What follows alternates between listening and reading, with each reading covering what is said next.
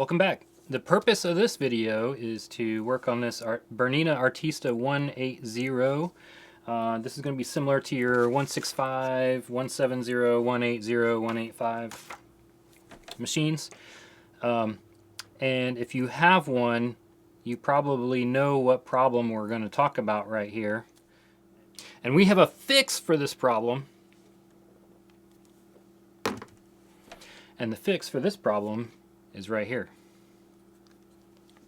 This is a brand new LCD screen for this screen. So let's get to it. But wait, there's more. What if your screen is cracked?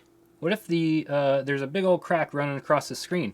I also have a fix for that. Or the other issue you can have is when you can't calibrate it, you can't get it to work right and go where you point it, and it basically makes this machine useless. Well, there's also a fix for that. I've worked with a company to produce a direct replacement for the digitizer or the touchscreen that's inside this machine. So we have one, we're selling these on our website, as well as the LCD. So if you have this problem of the burn-in LCD, or you have a problem where your touchscreen isn't working right, can't get it to calibrate, or you have a crack in your screen, I have the fix for you, and we're going to go through that on this video. But first, the teardown. All right, we have turned off our machine. It's unplugged, and we're getting ready to tear this machine down. A few disclaimers: this machine, when I bought it, was in pieces because I bought it really cheap so that I could use its screen and all these things to get replacements. So the things inside this machine may not match your machine because it was a basket case. All right, first thing we're going to do is remove this top. I don't even know what the correct screws are for this because there were 0 screws that were included with this machine, so I just put some in here that fit. So I don't know what type of screwdriver you need to use, but lift up your handle, take the top off. This will show you a whole bunch of connections up here, and we got to disconnect those. If you look, I guess I'll bring you in for a closer look. If you look, you can see mine doesn't have anything on this end black connector, but you can see where it says yellow, yellow, blue,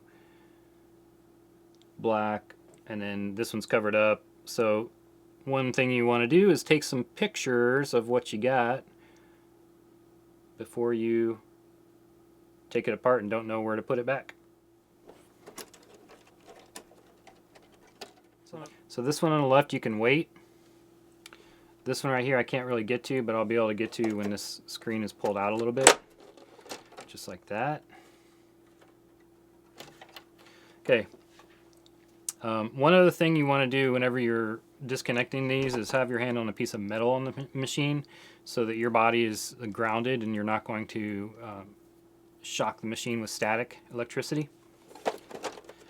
So we got it here, and now it doesn't really want to come out. What this is down here, it's kind of stuck in. You lift it up and then it comes right out. Now there are some more connections, so we want to disconnect those as well.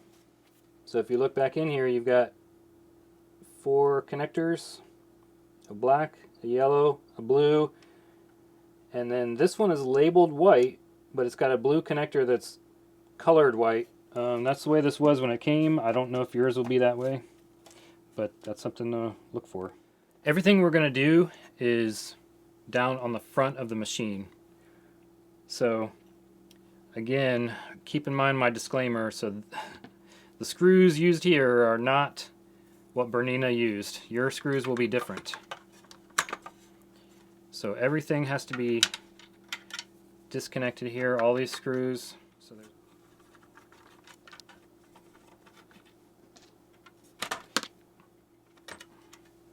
alright, something else you want to do is remove these 2 buttons. It's pretty easy. You pull, actually hold this, turn it a little bit, and then pull that off. So what I did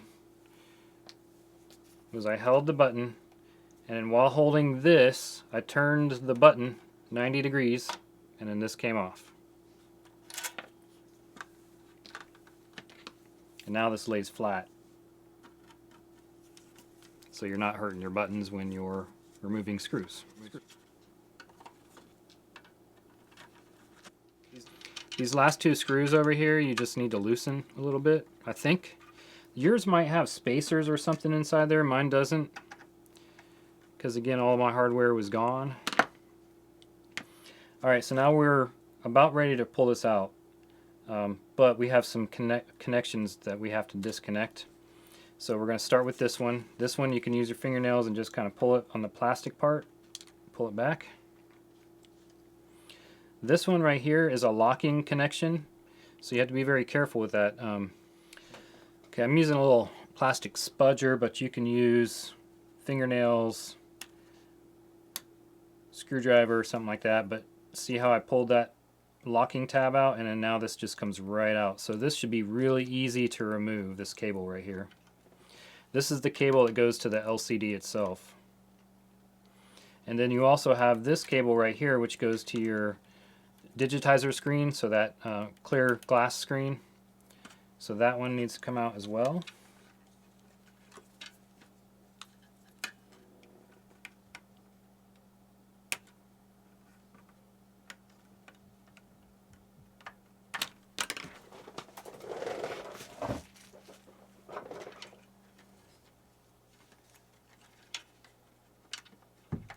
Just wheel it right out. Alright, so we got this connector here that's removed. We got this one right here removed. We got these three removed. So we should be able to pull this board out. If your machine has another connector, I don't know. One other thing to note about these machines is sometimes these capacitors here will go bad and will need to be replaced. It's just something to keep an eye on. That's if you get the flashing lights of death on this one. Alright, so this board just comes out like that. We'll set it aside carefully. And then we're staring at our LCD.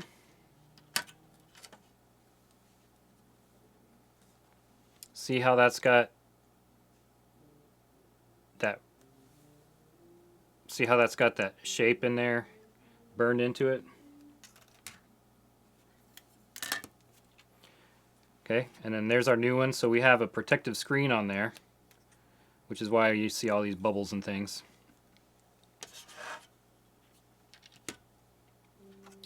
So there is something we have to do.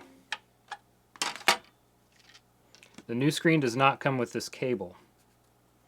So we've got to take the cable off the old screen and put it on the new screen.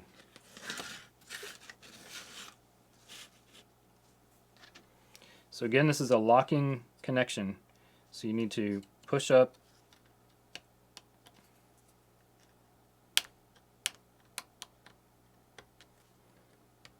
fingernails work for this, a little tiny screwdriver works for that, and then this should just slide right out easily.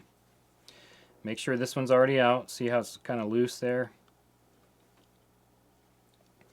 This one, the cable goes on top of the locking. There we go. So you just see the plastic on either side. And then I'm going to use my fingernails to push this in.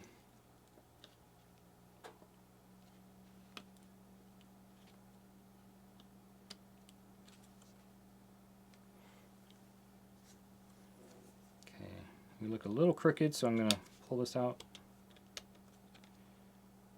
There we go.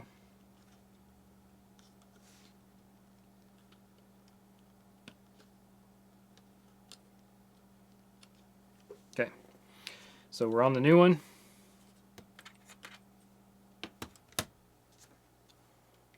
Set the old one aside. We're not done here yet.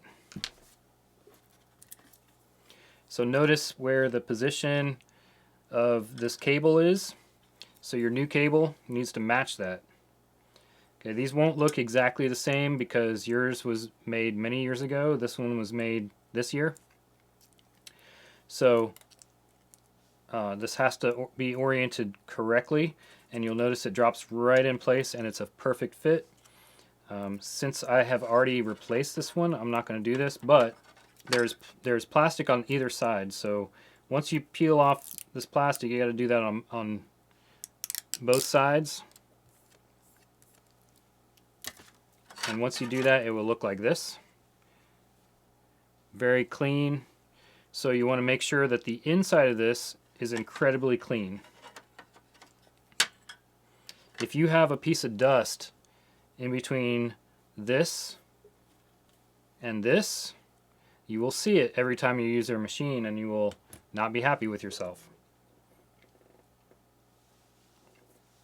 So make sure there's no dust in here and no dust in here. The last thing you want to do before you put this on there is remove that, so that ensures that there is no dust whatsoever inside your machine. So I'm going to leave mine on because this is not staying with this machine because this is a shop machine.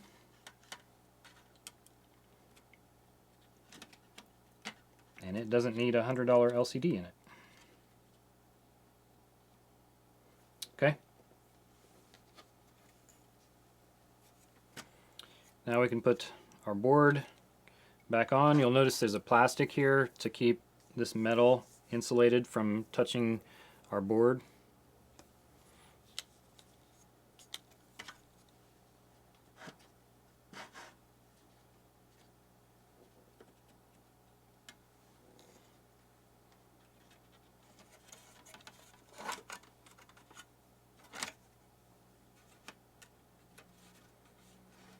The first screws I like to do are these two because your LCD underneath needs to move a little bit to slide in so that these screws will go in. So you don't want to tighten down everything and then try to move that LCD over. So I'm going to push it a little bit where I see it in the right spot. So I go backwards with the screws a little bit until they click and fall into where they screw in, and then you screw them in. So these screws, the first time they're put in by the factory is when the threads are made. And so if you start them in the wrong place, then they will end up stripping out and creating new threads in the plastic. You don't want to do that. Alright, so these two are tight, and then we're going to tighten these two on the end. Yours may have little plastic bushings in there, so that could be a pain to deal with. Just keep in mind, make sure everything goes back the way you pulled it out.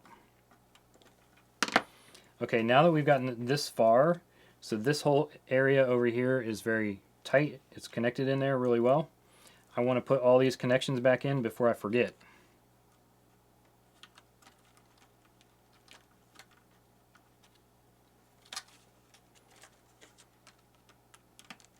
So this connection right here is your high voltage connection. That's why those cables feel kind of rubbery. They feel a little different than the others. That's your high voltage because inside the LCD is a fluorescent tube that requires high voltage to operate. Then the ribbon cable, the white ribbon cable or whatever color yours is, goes in. It should slide in really easy. And this time it goes underneath that little plastic piece. And then you can use fingernails or whatever tool you want to close that up. And then our connection for our digitizer needs to go in, and then the connection for our buttons, and then our connection for down here. And now we have 3 more screws.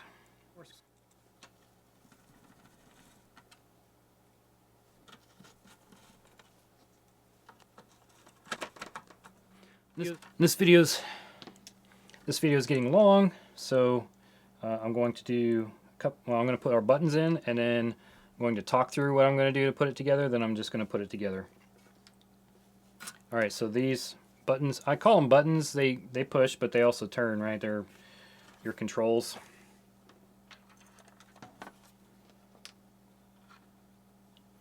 So when you put this on, push it down a little bit, and then turn it until you see those little knobs go in, and it catches on those flat spots, and then you're good to go.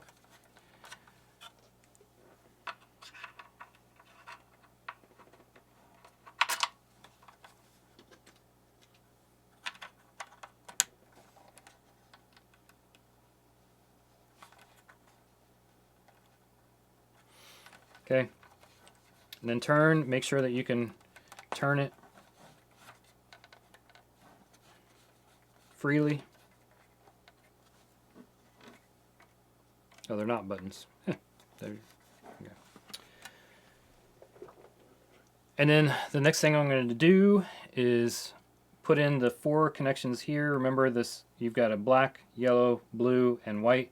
And the white one on mine is a blue connector that has white paint on it for some reason. And then all these across the top. So you've got one down here that goes up to the top, and then you've got the rest of these. So I'm going to do this, and then we'll come back when we're back together and ready to test. Now we are plugged in and we're ready to turn it on, so let's see what we've got.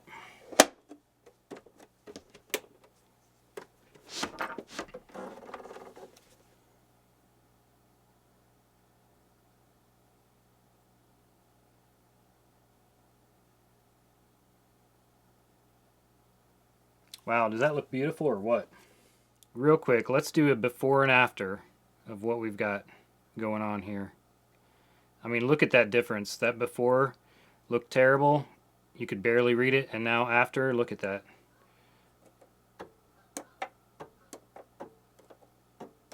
Wow. And then you want to go through and make sure everything's connected the way it should be. So you got to go through and check every function on your machine. You want to make sure that all the buttons work. Alright, so that's how you fix your Bernina Artista 180 with bad screen. This should also work for the 165, 170, 180, and 185. And make sure you look at my website. So I sell these brand new LCDs. I also sell the touch screens. If you're having issues with your touch screen or you have a cracked screen, the touch screen is what you want. If you have the cataracts or the nasty looking screen like this, then the LCD is what you want. The touchscreen also will help if you have any scratches all over your machine. So that's all I have for this video. I hope you enjoyed it, and I hope you have a great day. Thanks for watching.